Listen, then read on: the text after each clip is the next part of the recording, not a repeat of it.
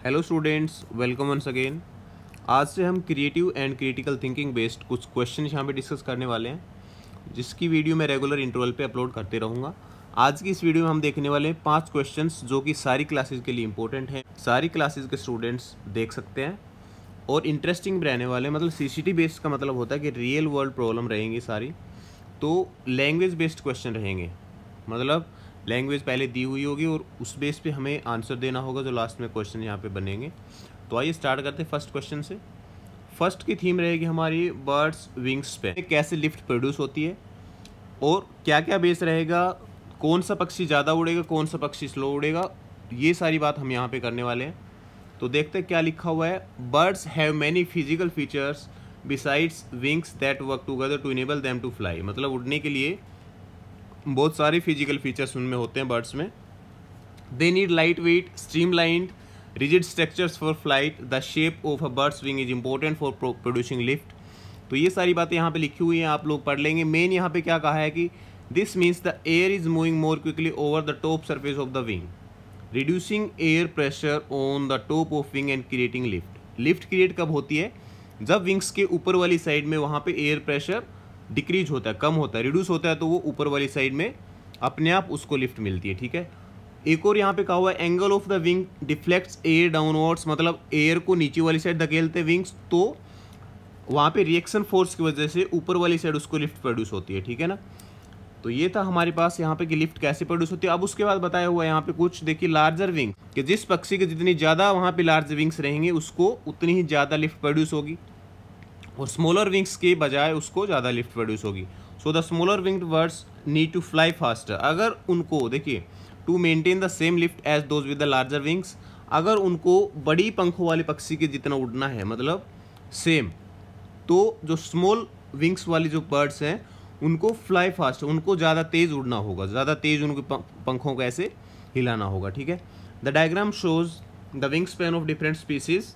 यहाँ पे कुछ अलग अलग बर्ड्स की विंग स्पैन यहाँ पे दी हुई है हमें।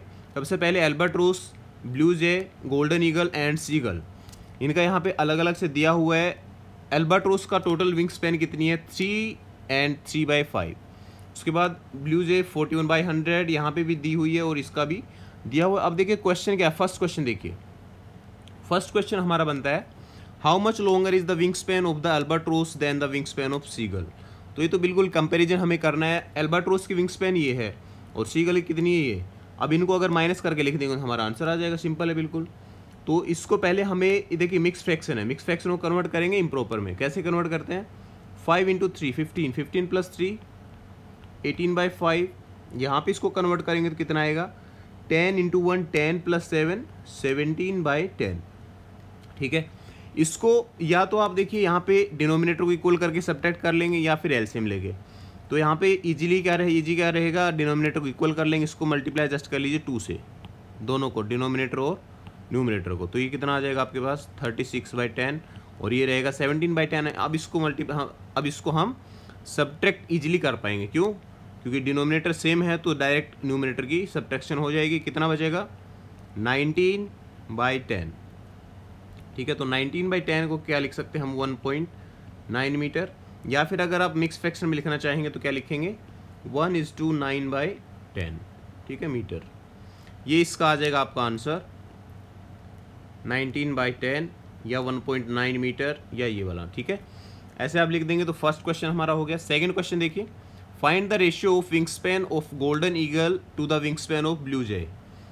अब देखिए wing span of golden eagle, golden eagle की विंग स्पैन कितनी है? 2 and 1/2 मीटर। और जो ब्लू जे इसकी कितनी है? 41/100 मीटर। इसका हमें रेशियो फाइंड आउट करना है। गोल्डन ईगल का है ये 5/2 रेशियो 41/100। ठीक है। रेशियो कैसे फाइंड आउट करते हैं हम? देखिए, अब इसका हमें रेशियो फाइंड आउट करना है तो सिंपली क्या करेंगे, 100 को इससे मल्टीप्लाई कर लीजिए और इसको कर लीजिए 2 से। ठीक है। मल्टीप्लाई करने के बाद हमारे पास आएगा, ये आ जाएगा, देखिए, 500/200 इज टू, यहाँ पे आ जाएगा आपके पास 82/200। ठीक है। तो इसको जब कैंसिल आउट कर देंगे हम तो हमारे पास से कितना बचेगा? 500 इज टू 82, 500 इज टू 82 को हम कैंसिल आउट कर सकते हैं 2 से, तो ये आपके पास आ जाएगा 250 इज टू 41, 250 इज टू 41 इसका हो जाएगा आंसर। नेक्स्ट देखिए थर्ड क्वेश्चन में क्या कहा हुआ है, as per the given information which bird can cover maximum distance in 10 minutes. तो मैक्सिमम डिस्टेंस कौन सा बर्ड्स वहाँ पे फ्लाई कर सकता है, जिसकी विंग्स स्पैन जिसकी विंग स्पैन सबसे ज़्यादा रहेगी। तो विंग स्पैन सबसे ज़्यादा किसकी, एल्बाट्रोस की। तो इसका आंसर कितना कौन सा हो जाएगा थर्ड का, एल्बाट्रोस। ठीक है, सिंपल था ये। फोर्थ क्वेश्चन देखिए, if all birds shown in the figure were made to fly at the same time then which one will be the third from last. अब की बार लास्ट से पूछा है कि अगर सारे पक्षी एक साथ उड़ते हैं तो पीछे से थर्ड कौन सा होगा, पीछे से थर्ड मतलब सबसे पीछे कौन सा रहेगा जिसकी विंग स्पैन सबसे कम रहेगी। तो सबसे पीछे रहेगा आपके पास ब्लू जे रहेगा, उसके बाद में 5/2 और ये 17/10। देखिए यहाँ पे 5/2 और ये रहेगा 17/10 इसका, ठीक है, ये रहेगा 5/2। तो इसमें कौन सा ज़्यादा रहेगा विंग स्पैन, ज़्यादा कौन सा रहेगा, तो इसको हम इक्वल कर लेंगे तो ये आ जाएगा आपका 25/10। इसका मतलब कि गोल्डन ईगल की इससे ज़्यादा रहेगी, तो ये पीछे रहेगा। ठीक है, फिर रहेगा सीगल, और उसके बाद में पीछे से बात करें, पीछे थर्ड नंबर पे रहेगा गोल्डन ईगल। ठीक है, और सबसे जो आगे रहेगा वो कौन सा रहेगा, एल्बाट्रोस। तो पीछे थर्ड नंबर पे कौन सा रहेगा, गोल्डन ईगल। तो हमारा आंसर भी क्या आ जाएगा, हमारा आंसर भी आ जाएगा गोल्डन ईगल, बी आंसर। ठीक है, ये थे हमारे 4 क्वेश्चंस, ये थीम थी हमारी बर्ड्स विंग स्पैन, और इस लैंग्वेज बेस पे हमने कर लिए चारों क्वेश्चन। आई होप कि आप लोगों को समझ में आया होगा क्वेश्चन। नेक्स्ट क्वेश्चन देखिए, नेक्स्ट क्वेश्चन जो है ये है बर्थडे सेलिब्रेशन। अब देखिए ये थोड़ा फ्रैक्शन बेस्ड क्वेश्चन रहेगा। क्या कहा हुआ देखिए, Aryan was given ₹20,000 by his parents to arrange a party for his birthday. He planned to spend 1/4 on food, 3/10 of the remaining amount on decoration, and 1/3 of remaining on the return gift to be given. His parents were very happy to see his planning as he could save some amount, but suddenly they come to know that he needs ₹10,000 urgently as his friend needs his help. ये question है, देखिए क्या कहा हुआ है पहले वो देखते हैं। टोटल उसको दिए गए 20,000 रुपीज़। ठीक है, टोटल 20,000 वहाँ पे दिए गए, और उसमें से उसने क्या किया कि 1/4 ऑफ 20,000 फूड पे उसने खर्च कर दिए। ठीक है, तो यहाँ पे हम लिख लेते हैं फूड पे कितने वहाँ पे किए उसने, 20,000 का 1/4, 4 5 20 मीन्स 5,000 उसने खर्च कर दिए फूड पे। ठीक है, अब फूड के बाद में 3/10 ऑफ द रिमेनिंग अमाउंट कितना बचा है, टोटल देखिए 20,000 था, टोटल 20 और अब उसने कर दिए 5,000, तो रिमेनिंग कितना होगा 15,000, रिमेनिंग 15,000। ठीक है, 15 का 3/10 उसने किस पे किया, डेकोरेशन पे उसने किया 3/10 ऑफ रिमेनिंग है 15,000। तो 15,000 का रिमेनिंग, तो 15,000 का 3/10 कितना होगा, आप इसको कैंसिल आउट कर लीजिए, 0 से 0 कैंसिल आउट करेंगे तो ये आ जाएगा 4,500 उसने कर लिया डेकोरेशन पे। उसके बाद में 1/3 of the remaining, 1/3 of remaining का टोटल कितना था, 15,000 था, इसमें से 4,500 उसने और खर्च कर दिया, तो कितना बचा, उसके पास बचा होगा अब 10,500 रुपीज़। ठीक है, रिमेनिंग आफ्टर स्पेंड। ठीक है, उसके बाद कितना बचा होगा 10,500 डेकोरेशन पे खर्चने के बाद में। ठीक है, अब उसके बाद में क्या किया उसने कि 1/3 of remaining on the return gifts to be given.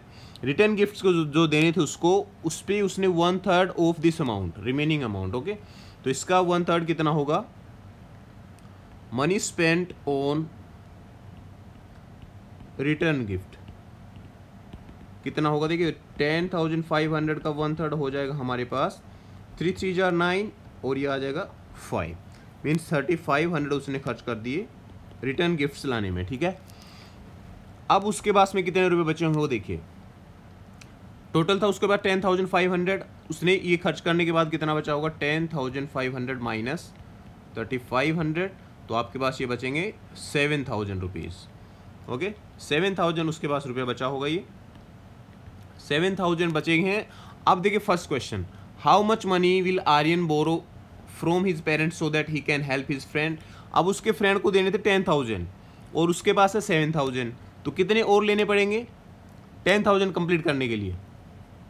देखिए टोटल चाहिए उसको 10,000 और उसके पास हैं अभी 7, तो कितने और ऐड करने पड़ेंगे, मतलब उसके पेरेंट्स से कितने और लेने पड़ेंगे 3,000, क्योंकि इसमें अगर 3,000 और ऐड कर देंगे तो हमारे उसके पास कितने हो जाएंगे 10,000, तो उसको उसके पेरेंट्स से कितना बोरो करना पड़ेगा 3,000। तो फर्स्ट का आंसर हमारा हो जाएगा 3,000।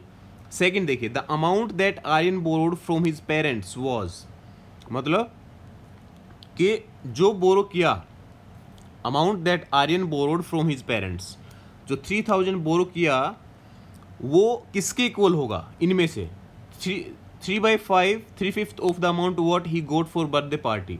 बर्थडे पार्टी का कितना 3/5, बर्थडे पार्टी के लिए मिला था 20,000, कितना मिला देखिए यहाँ पे कितना होगा 4,000, तो ये हो जाएगा इसका 12,000।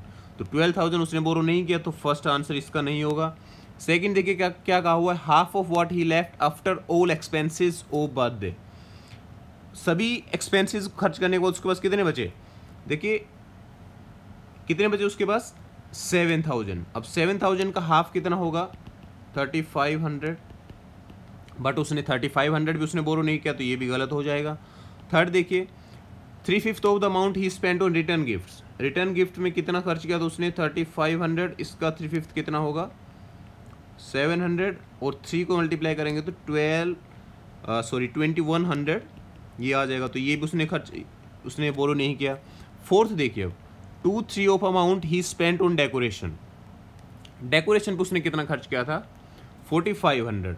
अब 4,500 उसने खर्च किया था डेकोरेशन पे, और इसका 2/3 देखिए कितना आएगा 1500, कैंसिल आउट करने के बाद देन 1,500 इंटू 2 3,000, और 3,000 ही उसने बोरो किए हैं, तो इसका आंसर सही कौन सा हो जाएगा डी ऑप्शन। ठीक है, ऐसे आप कर लेंगे, बिल्कुल सिंपल और प्रैक्टिकल बेस्ड है। थर्ड क्वेश्चन देखिए, Aryan found that his friends gave him gifts which are equivalent to 3/5 of the amount that he spent on decoration and food. What was the amount on gifts that he received. देखिए एकदम easy है, थोड़ी language समझेंगे यहाँ पे। Aryan found that his friends gave him gifts which are equivalent to 3/5 of amount that he spent on decoration and food, दोनों का मिला के यहाँ पे कहा हुआ है, तो डेकोरेशन और फूड पे कितना वहाँ पे उसने खर्च किया, देखिए फूड पे 5,000 और डेकोरेशन पे 4,500, तो टोटल मिला के कितना हुआ होगा, टोटल मिला के यहाँ पे हो गया 5,000 प्लस 4,500 इक्वल्स टू 9,500। ओके, और इसका 3/5 of amount, 3/5 of this amount उसको गिफ्ट्स मिले हैं, तो इसका 3/5 आपको फाइंड आउट कर लेना है, तो 9,500 और इसका 3/5 कितना होगा 5 से इसको जब कैंसिल आउट करेंगे तो 1,900 आएगा, और 1,900 इंटू 3 करेंगे तो मल्टीप्लीकेशन करके आ जाएगा 5,700, तो ऑप्शन ए सही हो जाएगा। ठीक है, ओके, तो फोर्थ क्वेश्चन देखिए। फोर्थ क्वेश्चन में कहा हुआ है, had Aryan spent 5/19 of the remaining amount after decoration on return gifts then the amount left would be a number having decimal expansion, मतलब कि remaining amount after decoration, after decoration का मतलब है कि डेकोरेशन के बाद में कितने रिमेनिंग अमाउंट थे 10,500, ये जो अमाउंट है इसका 5/19 मीन्स 10,500 का 5/19 उसने अगर खर्च किया होता रिटर्न गिफ्ट पे, ये जो अमाउंट है ये है रिमेनिंग अमाउंट आफ्टर डेकोरेशन, और इतना उसने खर्च कर दिया रिटर्न गिफ्ट पे, तो उसके बाद जो लेफ्ट जो अमाउंट रहेगा, मतलब amount left after purchasing return gifts जो रहेगा उसकी डेसिमल एक्सपेंशन क्या होगी, ये हमें पता करना है। तो इसको पता करने के लिए इसको फाइंड आउट करिए कि कितना होगा, 5 को इसको मल्टीप्लाई जो हम करेंगे तो 52500/19। अब इसको माइनस किस में से करेंगे 10,500 में से, जब इसको माइनस करेंगे हम तो यहाँ पे 10,500 माइनस 52,500/19, या तो आप इसको यहाँ पे कैंसिल आउट करके निकाल लेंगे, या फिर इसका कंप्लीट का एलसीएम ले लीजिए। एलसीएम जब इसको ले लेंगे, एलसीएम जब लेंगे तो क्या आएगा देखिए 19, और इसको जब मल्टीप्लाई करेंगे हम तो 10,500 को मल्टीप्लाई करेंगे 19 से तो कितना आएगा 1,99,500 माइनस 52,500। जब ये सब्ट्रैक्शन करके लिखेंगे यहाँ पे तो सब्ट्रैक्शन करने के बाद कितना आएगा 1,47,000/19। अब इसको आपको देख लेना है कि कैसी यहाँ पे रहेगी आपका डेसिमल एक्सपेंशन, नॉन टर्मिनेटिंग रहेगा, रिपीटिंग रहेगा, नॉन रिपीटिंग रहेगा, आपको ये करके देखना पड़ेगा लॉन्ग डिवीजन मेथड से, ठीक है। और डेसिमल एक्सपेंशन के बारे में अगर आपको ज़्यादा जानना है तो उसका लिंक मैं आपको डाल रहा हूँ, एक वीडियो, डेसिमल एक्सपेंशन वाला वीडियो आप देख लेंगे, ठीक है। तो ये था आपका क्वेश्चन, ये ओके। थर्ड क्वेश्चन देखिए, और ये क्वेश्चन पिज़्ज़ा बेस्ड है। देखिए क्या क्वेश्चन है, a man is eating a cheese pizza and he is fond of it. Of course pizza के सभी होते हैं, अब लोग भी शौकीन होंगे इसके। अब देखिए यहाँ पे क्वेश्चन क्या है, during the first day he eats the half of the pizza, on the second day he eats the 1/3 of the remaining part of the pizza, the third day he eats 1/4 of what is left, and fourth day he eats 1/5 of what is still remains. He continues eating pizza in the same process of fraction, like on fifth day he eats 1/6, on sixth day he eats 1/7 of what remains, and so on, ठीक है। ये वहाँ पे process है कि second day वो खाता है हाफ, ठीक है। फर्स्ट डे खाएगा हाफ, सेकेंड डे खाएगा 1/3, और थर्ड डे खाएगा 1/4, फोर्थ डे खाएगा 1/5, फिफ्थ डे खाएगा 1/6, सिक्स डे खाएगा 1/7, ठीक है। अब क्वेश्चन क्या है वो देखिए, फर्स्ट क्वेश्चन देखिए, इफ पिज़्ज़ा गोट स्टेल, मतलब खराब हो जाता है after fourth day, then what fraction of original pizza is still available, मतलब कि 4 दिन के बाद वो पिज़्ज़ा खराब हो जाता है, तो कितना वहाँ पे बचा हुआ पिज़्ज़ा वो हमें देखना है, ठीक है। देखिए फर्स्ट डे मान लीजिए स्टार्टिंग में कितना बचा था, वो एक पिज़्ज़ा था, और फर्स्ट डे उसने कितना खा लिया, हाफ खा लिया, तो रिमेनिंग कितना होगा, मैं रिमेनिंग यहाँ पे लिखता रहता हूँ, और यहाँ पे फिनिश्ड मैं यहाँ लिख रहा हूँ, ठीक है। और ये डे 1, ये डे 2 रहेगा अगली बार, ठीक है। डे 2 में क्या करता है वो, तो 1/3 ऑफ रिमेनिंग, 1/3 ऑफ रिमेनिंग का मतलब रिमेनिंग है 1/2 और इसका 1/3, ठीक है। तो कितना खाएगा ये, 1/6 खा लिया। अब कितना बचेगा, हाफ में से 1/6 माइनस करके लिखेंगे, तो 6 एलसीएम आएगा और ऊपर आएगा 3, और यहाँ पे सॉरी -1, तो ये आपके पास आ जाएगा 1/3, ठीक है। हाफ का 1/3 कितना होगा, हाफ का 1/3 हो जाएगा 1/6, और 1/6 को जब इसमें से माइनस करेंगे तो कितना आ जाएगा 1/3, क्योंकि यहाँ पे 2/6 होगा, 2/6 का हम लिख सकते हैं 1/3, ये रिमेनिंग है 1/3। अब देखिए थर्ड डे क्या करता है, वो जो रिमेनिंग अमाउंट रहेगी उसका 1/4 खाता है, 1/4 खाएगा, मतलब कितना खाएगा वो 1/12 पार्ट ऑफ दैट पिज़्ज़ा। अब ये पिज़्ज़ा का पार्ट ये खाने के बाद में कितना बचेगा, ये देखिए, मतलब हमें 1/3 जो पार्ट है 1/3 में से माइनस कितना करना पड़ेगा, 1/12 माइनस करके देखिए एलसीएम लेंगे तो 4 - 1 तो 3/12, मतलब 1/4 आ रहा है यहाँ पे रिमेनिंग अमाउंट है 1/4, ठीक है। ये रिमेनिंग अमाउंट 1/4। अब देखिए फोर्थ डे खाएगा कितना, वो 1/4 का 1/5, तो ये 1/20 आ जाएगा। अब 1/20 इसमें से माइनस करेंगे 1/4 में से, तो कितना आ जाएगा ये 5 - 1, तो ये आएगा 1/5, ठीक है। तो फोर्थ डे में खाने के बाद में कितना बचा, देखिए 1/5 ऑफ दैट पिज़्ज़ा, ओके। तो इसमें ऑप्शन कौन सा होगा, सी, तो सी ऑप्शन हमारा बिल्कुल सही हो जाएगा। नेक्स्ट क्वेश्चन देखिए, आई होप कि आप लोगों को ये क्वेश्चन समझ में आया होगा। फर्स्ट सेकंड देखिए, अब what fraction of pizza he would eat on 7th day if pizza is still fresh. अगर वो ये प्रोसेस कंटिन्यू रखता है तो 7th डे पे वो कितना हिस्सा उसका खाएगा, मतलब कौन सा फ्रैक्शन खाएगा उस पिज़्ज़ा का। तो फोर्थ डे के बाद कितना बचा था, देखिए 1/5, ऐसे आप कंटिन्यू रखेंगे 7th डे तक। 7th डे तक कंटिन्यू रखेंगे तो क्या आएगा, देखिए 5th डे का मैं यहाँ पे लिख रहा हूँ। 5th डे में उसने खाया कितना होगा, 1/5 उसका बचा है और उसका 1/6 खाया होगा, ठीक है। तो यहाँ पे अगर आप देखेंगे तो एक पैटर्न बना हुआ है कि फर्स्ट डे में 1/2, सेकेंड डे में रिमेनिंग है 1/3, थर्ड डे में 1/4, फोर्थ डे में 1/5, मतलब नीचे वाला नंबर बढ़ रहा है, इंक्रीज हो रहा है। और यहाँ पे 5th डे में इसको जब सोल्व करेंगे 1/30 आएगा, और इसको जब 1/5 - 1/30 करेंगे तो आ जाएगा 1/6, मतलब 5th डे में आएगा 1/6, फिर 6th डे में आएगा कितना उसके पास 1/7। अब देखिए 7th डे में उसने कितना खाया वो पूछा है, तो 7th डे में कितना खाया होगा 1/7 का 1/8, ओके, क्योंकि 6th डे के बाद कितना बचा था 1/7, और उसका 1/8 उसने खाया होगा, तो इसको जब मल्टीप्लाई करके हम लिखेंगे तो 1/56 पार्ट उसने उस पिज़्ज़ा का उस दिन खाया होगा 7th डे ने। ठीक है, तो 1/56 इसका आंसर हो जाएगा D part, D option. Third question देखिए, if his sister Ankara also join him on 5th day and she eats pizza twice of what her brother had, then what fraction of pizza is left. ठीक है, 5th day में देखिए, अब 5th day में क्या कहा कि Ankara जो उसकी बहन है उसने ज्वाइन कर लिया और उसने कितना पिज़्ज़ा खाया, उसने पिज़्ज़ा खाया कि जो उसने खाया था उसका डबल। 5th डे को देखिए पहले आप, 5th डे के वाले दिन कितना पिज़्ज़ा बचा था, रिमेनिंग पार्ट था 4th डे वाले दिन, मतलब 1/5, तो 1/5 का 1/6 तो उसने खा लिया उसके भाई ने। और अंकारा ने कितना खाया होगा, अंकारा ने खाया इसका डबल, जो उसके भाई ने खाया इसका डबल खाया अंकारा ने। ठीक है, ये खाया उसने खुद ने, ये अंकारा ने खाया। तो दोनों अमाउंट को अगर हम माइनस कर देंगे किसमें से, रिमेनिंग टोटल कितना था 1/5, 1/5 में से अगर ये दोनों अमाउंट को ऐड करके हम माइनस करेंगे तो पिज़्ज़ा बचेगा 5th डे दोनों के खाने के बाद का। ओके, तो इनका देखिए कितना आएगा 1/30 आएगा ये, और जब इसको हम सोल्व करेंगे अंकारा वाले को तो ये कितना आएगा 2 से कैंसिल आउट हो जाएगा, तो ये आएगा 1/15।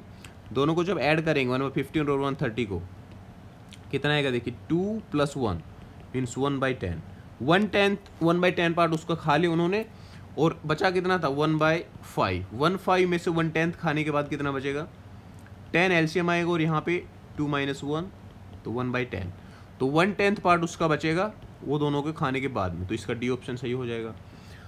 तो आई होप कि आप लोगों के सारे क्वेश्चन समझ में आए होंगे। 4th पार्ट वो देखिए। ठीक है, तो इसके लिए हमें देखना है कि 1st डे कितना खाया होगा टोटल का, और 2nd डे कितना, 3rd डे कितना, 4th डे कितना पार्ट।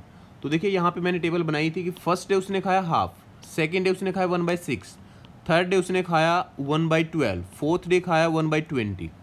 ठीक है, तो मतलब क्या है कि यहाँ पे जितना है देखिए 3, तो यहाँ पे 12, मतलब 3 × 4 = 12, यहाँ पे 4 × 5 = 20, यहाँ पे 2 × 3 = 6, मतलब जो दिन यहाँ पूछा है उसमें से एक जोड़ के इसमें मल्टीप्लाई कर रखा है। ठीक है, जैसे 5th डे का अगर हमने फाइंड आउट करना था तो 5th डे का यहाँ फाइंड आउट भी किया था हमने, तो 5th डे का कैसे किया था, 5 को 6 से मल्टीप्लाई किया और यहाँ पे आ गया 1/30। 6th का भी ऐसे किया था। 7th का देखिए हमने यहाँ फाइंड आउट भी किया था, तो 7th का कैसे किया, 7 × 8 56, तो 1/56 पार्ट खाया। तो ऐसे ही हमने यहाँ पे ये जो हमने यहाँ पे फाइंड आउट किया है इस बेस पे एक फॉर्मूला बनता है।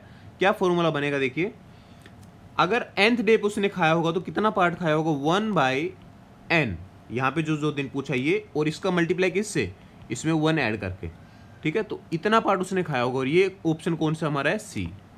ठीक है, सी ऑप्शन। जैसे 7th डे पे कितना खाया था उसने, 7th डे पे उसने खाया था 1/56 पार्ट।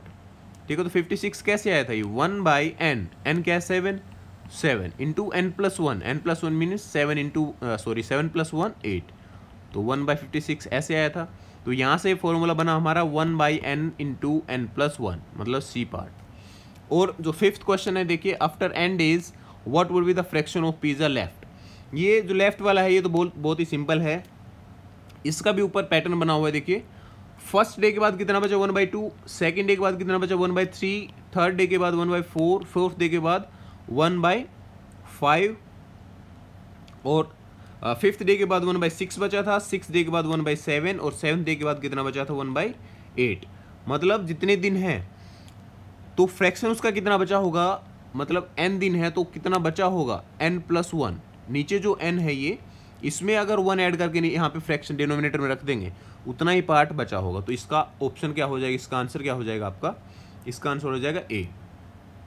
ठीक है, 1/n + 1, ऑप्शन ए इसका करेक्ट आंसर हो जाएगा। तो आई होप कि आप लोगों को ये क्वेश्चन अच्छा लगा होगा और समझ में आया होगा। नेक्स्ट क्वेश्चन देखिए, Ritu and Meena grow vegetables in the rectangular garden in their backyard. They were standing in A garden on a sunny day. They noticed that the length of their shadow were of different lengths. Ritu measured Meena's shadow and found it was 1.7 meter long. Then Meena measured Ritu's shadow and found it was 2 meter long. The length of garden is 10 times of Ritu's shadow and breadth is 10 times of Meena's shadow. ठीक है, अब देखिए question देखिए, Ritu is saying to Meena that she is taller than Meena. क्या कहा रितु ने मीना से कहा that she is taller than Meena, मतलब इसका मतलब क्या है कि Ritu is taller than Meena, ये है इसका मतलब। ठीक है, रितु कह रही है किसको, मीना को। तो यहाँ पे देखिए शेडो जिसकी बड़ी होगी वही हाइट भी उसकी ज़्यादा होगी, तो यहाँ पे किसकी शेडो ज़्यादा है, मीना मेजर्ड रितुज शेडो, रितु की शेडो है 2 मीटर। ठीक है, रितु की है 2 मीटर और मीना की कितनी है, यहाँ पे देखिए Ritu measured Meena shadow and it was found 1.7, इसकी 1.7 है। तो शेडो जिसकी ज़्यादा होगी वो लंबी भी होगा हाइट में, तो रितु यहाँ पे टोलर है मीना से। So Ritu is taller than Meena, ये करेक्ट है, तो यहाँ पे कहेंगे yes the statement is correct. ठीक है, अब यहाँ पे देखिए is if Ritu is 5 feet 4 inches tall then how tall is Meena. अब देखिए दोनों की यहाँ पे आपको शेडो की हाइट दी हुई है और रितु की भी हाइट दे दी 5 फीट 4 इंचेस, और हमें फाइंड आउट करनी है मीना की हाइट। ठीक है, तो प्रपोर्शन से भी हो जाएगा और ये हो जाएगा आपका यूनिटरी मेथड से भी। ठीक है, दोनों से आपको बता देता हूँ मैं यहाँ पे, बट देखिए यूनिटरी मेथड के लिए सभी की यूनिट सेम होनी चाहिए। तो यहाँ पे इसकी यूनिट कितनी है, मीटर, जो शेडो उसकी मीटर में यहाँ पे यूनिट दी गई, और यहाँ पे 5 फीट 4 इंचेस, यहाँ पे भी हमारे पास इंचेज में है, यहाँ पे भी इंचेज में है, तो इसको हम सभी को कन्वर्ट कर लेते हैं इंचेज में। ओके, इंचेज में अगर हम कन्वर्ट करेंगे तो 5 फीट, 1 फीट में देखिए कितने इंच होते हैं 12, तो 5 फीट में कितने हो जाएंगे 60, तो रितु की हाइट टोटल हो जाएंगे 60 + 4 64 इंचेस। ठीक है, अब और यहाँ पे देखिए इसकी शेडो की कितनी है रितु की 2 metre, 2 metre mean 78 inches, 78 inches है अगर, तो इसकी हाइट कितनी होगी 64, 1 इंच अगर है तो कितनी होगी 64/78, और इसकी देखिए अब कितनी है रितु की दी हुई, मीना की शेडो कितनी है 1.7 मीटर, 1.7 मीन्स 66 इंचेस, तो 66 इंच जिसकी होगी उसकी हाइट कितनी होगी 64/78 इंटू 66। ये तो आपका हुआ यूनिटरी मेथड, इसको आप अब कैंसिल आउट कर लेंगे, 33, 39, 13, 11, और इसको जब सोल्व करेंगे तो आएगा आपके पास 11 4s are 44 and 11 6s are 66, 704/13। अब देखिए यहाँ पे फिट कितना होगा वो कंप्लीट यहाँ पे देख लेते हैं कितने होते हैं, 704/13, तो 13 5s are 65, रिमाइंडर आएगा 5, तो 54, 13 4s are 52, और यहाँ पे आ जाएगा 2, तो 54.1 इंचेस। अब इस इंच को अगर आप कन्वर्ट करना चाहेंगे फिट में, तो फिट में कैसे कन्वर्ट करेंगे, देखिए 12 इंचेस का होगा 1 फीट, तो 12 4s are 48, तो 4 फीट तो ये हो गया, और 48 के बाद कितना बचा 6 इंचेस, तो उसकी हाइट हो जाएगी मीना की 4 फीट एंड 6 इंचेस। ओके, ये उसकी हाइट हो जाएगी मीना की। तो ये था इसका आंसर सेकंड का। अब देखिए थर्ड क्वेश्चन क्या है, if Ritu and Meena standing on opposite corner of the garden which of the following can be drawn from this information, click yes or no for each conclusion. Distance between them is a rational number, distance between them is an irrational number, area of garden is 17 times its breadth. अब देखिए इसके लिए हमें जो garden वहाँ पे दिया हुआ था उसकी लेंथ और ब्रेड्थ फाइंड आउट करनी पड़ेगी। ठीक है, उसमें क्या रिलेशन दिया हुआ है स्टार्टिंग में, यहाँ पे देखिए कि the length of garden is 10 times of Ritu's shadow, जो रितु की जो शेडो है उसका 10 टाइम्स है लेंथ, तो length of garden equals to, Ritu की शेडो कितनी है, रितु की शेडो है 2 मीटर, तो 2 × 10 टाइम्स हो जाएगा 20 metre. Now breadth equals to 10 times of Meena shadow, Meena की शेडो कितनी 1.7, तो 1.7 × 10, तो ये आ जाएगी आपकी 17 मीटर। अब हमने इसकी लेंथ और ब्रेड्थ फाइंड आउट कर ली, तो आप इजीली इसका देख लेंगे क्या क्या क्वेश्चन यहाँ पे बनेंगे। लेंथ है 20, ब्रेड्थ है 17 metre. Distance between them is a rational number, क्या कहा हुआ है, Meena and Ritu standing on opposite corner of the garden, garden ऐसा होगा अपोजिट कॉर्नर यहाँ पे खड़े हैं, तो इनके बीच की डिस्टेंस मतलब डायगोनल ऑफ दिस रेक्टेंगल, यहाँ पे रितु है और यहाँ पे मीना, अपोजिट डायरेक्शन, अपोजिट यहाँ पे कहा हुआ है कि कहाँ पे खड़ी है, अपोजिट कॉर्नर्स पे। तो अपोजिट कॉर्नर ये दोनों होंगे या ये दोनों होंगे, तो दोनों डायगोनल होंगे इस रेक्टेंगुलर गार्डन के। डायगोनल का मतलब होगा कि ये डिस्टेंस हमें फाइंड आउट करनी है RM। ये डिस्टेंस कैसे फाइंड आउट करेंगे, ये राइट एंगल है और इसकी लेंथ है 20, ब्रेड्थ है 17। इन दोनों का स्क्वायर करिए और सम करेंगे, तब जाके हमारे पास ये डिस्टेंस आएगी। तो ये डिस्टेंस का कैसे निकालेंगे, सम ऑफ 20 400 प्लस स्क्वायर ऑफ 17 289। तो ये आ जाएगा आपके पास स्क्वायर रूट ऑफ 689, और 689 किसी का भी परफेक्ट स्क्वायर नहीं होता है, तो ये हो जाएगा इरेशनल नंबर। और यहाँ पे क्या कहा हुआ है, distance between them is a rational number, तो रैशनल नंबर नहीं होगा, मतलब नो। रैशनल नंबर कौन से नंबर होंगे, वो नंबर जो P/Q फॉर्म में लिखे जा सके, बट ये नंबर नहीं लिख सकते हम P/Q फॉर्म में। यहाँ देखिए distance between them is irrational number, yes already मैं बता चुका हूँ, तो यहाँ पे आ जाएगा इसका yes. Area of garden is 17 times its breadth. Area क्या होगा, देखिए area of garden is 17 times its breadth. तो एरिया ऑफ गार्डन देखिए क्या इक्वल टू क्या होगा, length into breadth, length into breadth, 20 into 17, तो कितना आ जाएगा 340 मीटर स्क्वायर। अब 340 मीटर स्क्वायर ये जो आया हमारे पास एरिया, ये क्या 17 टाइम्स इट्स ब्रेड्थ है, 17 इंटू ब्रेड्थ, ब्रेड्थ कितनी है 17, इसको मल्टीप्लाई जब हम करेंगे तो 289 आया, तो ये आ जाएगा नो। ठीक है, area of garden is 17 times its breadth, no. Perimeter of garden is twice the sum of their Heights.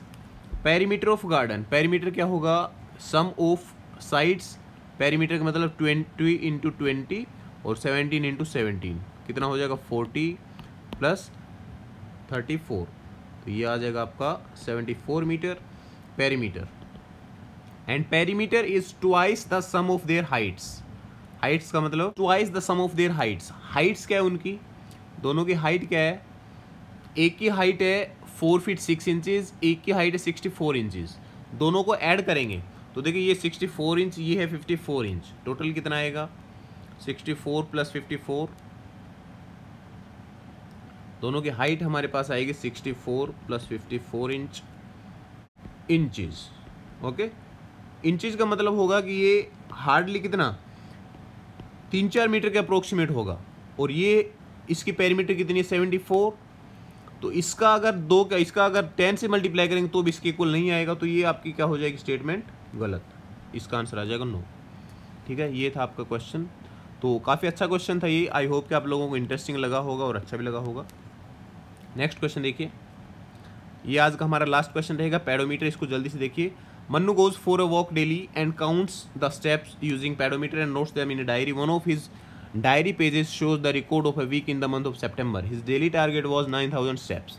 ठीक है, ये डेली के उसके कितने स्टेप्स वहाँ पे चला है वो डे वाइज यहाँ पे हैं लिखे हुए उसने अपने डायरी में। How many days did he achieve the daily target, means 9000 से कौन कौन से ज़्यादा हैं ये। तो एक तो मंडे है 1, उसके बाद में ये कम रहेगा, ये भी ज़्यादा रहेगा 2, ये भी कम रहेगा। अब इनमें से देखना है कि ये 9000 से कौन सा दिन ज़्यादा होगा, इनको सोल्व करना पड़ेगा। तो 5 raise to the power 4, 5 into 5 into 5 into 5, और 2 रेज़ टू द पावर 4 का मतलब है 2 is also multiplied 4 times. Okay, 2 is also multiplied 4 times, तो इसको मल्टीप्लाई करिए 5 25 125 625, ये आ गया 625। देन 4 8 16, 16 यहाँ पे आया। इसको जब मल्टीप्लाई आप करके लिखेंगे तो 16 5s आर 88 रिमाइंडर होगा।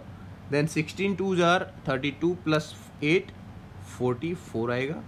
देन 16 6 आर 96, और ये आ जाएगा 4 10,000, मतलब ये भी क्या होगा मोर देन 9000। तो 3 डेज हो गए। अब ये देखिए कितना होगा इसका, 2 rays power 6, 2 rays power 6 into 5 rays power 3। 2 rays power 6 का मतलब होगा कि इसको 6 टाइम मल्टीप्लाई हमें करना पड़ेगा। तो 2 2 jar 4, 4 2 jar 8, 8 2 jar 16, 2 jar 32, 32 into 2 64, और इसको मल्टीप्लीकेशन में है 5 3 टाइम्स, तो ये आ जाएगा 125। तो 125 को जब हम 64 से जब करेंगे मल्टीप्लाई, 124 को जब हम 64 से मल्टीप्लाई करेंगे कितना आएगा, ये आ जाएगा आपका 8000। ठीक है, 64 से तो ये कम हो जाएगा। तो देखिए कितने दिन ज़्यादा हुए, 1 2 3, तो 3 दिन वहाँ पे डेली टारगेट उसने अचीव किया और 3 दिन नहीं किया। ओके, ये था फर्स्ट क्वेश्चन। सेकंड देखिए, after approximation and rounding off the daily steps to nearest 100 the maximum and minimum values among the approximations will be. देखिए राउंडिंग ऑफ और अप्रोक्सीमेट की मैंने एक वीडियो बनाई हुई है, 6 क्लास वाले बच्चों को पता होगा, तो वो वीडियो पहले देख लेंगे, उसके बाद में ये देखेंगे। समझिए आप, मैक्सिमम एंड मिनिमम वैल्यूज़ मतलब सारे दिनों में मैक्सिमम जो है और मिनिमम जो वैल्यू है उसको राउंड ऑफ यहाँ पे करके लिखना है हमें। तो मैक्सिमम वैल्यू इनमें सभी में कौन सा है, 11000 वाली जो वैल्यू है ये सबसे मैक्सिमम है, और इसको 100 पे हमें करना है राउंड ऑफ अप्रोक्सीमेशन।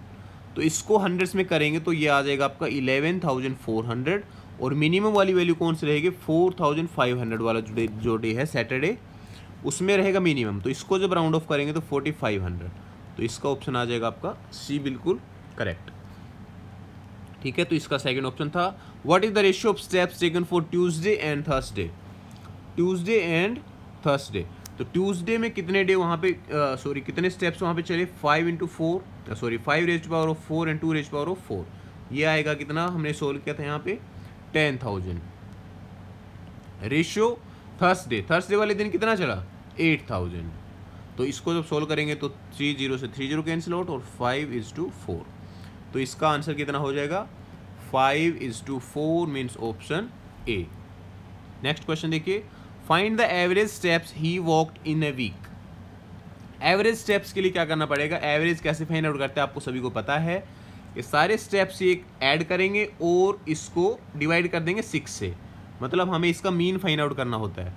तो मीन कैसे फाइंड आउट करते हैं, इनको सभी को ऐड करिए, 9490 मंडे का स्टेप है, फिर ट्यूसडे को कितने हैं 10000, देन 6264 प्लस देन थर्सडे के कितने 8000 है, 8000 प्लस 11435 प्लस 4538, इन सभी को ऐड करके आप डिवाइड करेंगे 6 से, क्योंकि 6 डेज यहाँ पे हैं। और ये डिवाइड करने के बाद इसको सोल्व करेंगे, तो सोल्व करने के बाद आपका आएगा 8287 स्टेप्स अप्रोक्सीमेट। ये आपको ऐड करके देखना है कि यही आंसर आया या नहीं, मुझे कमेंट्स में ज़रूर बताएंगे। ओके, देन नेक्स्ट और लास्ट क्वेश्चन देखिए, how many more steps he should take on so that his daily average steps for the week will be 9000। अब डेली उसके स्टेप 9000 हो जाएं, उसके लिए उसको कितने स्टेप और लेने चाहिए थे, more steps he should take on so that his daily average step for the week will be 9000। क्या होगा इसका आंसर, ये था देखिए टोटल 8287, और उसको चाहिए कितने 9000। ठीक है, एवरेज यहाँ भी एवरेज पूछो और यहाँ एवरेज 8287, एवरेज चाहिए कितनी थी 9000। तो इसको सिंपली क्या करेंगे, माइनस कर लेंगे 9000 में से, 9000 में से जब माइनस करके लिखेंगे तो कितना आ जाएगा 8287, तो यहाँ पे 3 और यहाँ पे यहाँ पे आ जाएगा 1, और यहाँ पे कितना आएगा 7, यहाँ पे आएगा 0। ओके, सो 713 अप्रोक्सीमेट, ये था आंसर। और आज की सीसीटी जो वीडियो थी हमारी, इसमें 5 क्वेश्चन हमने डिस्कस कर लिए हैं। आई होप कि आप लोगों को समझ में आया होगा। That's all for today, see you in the next video, thank you.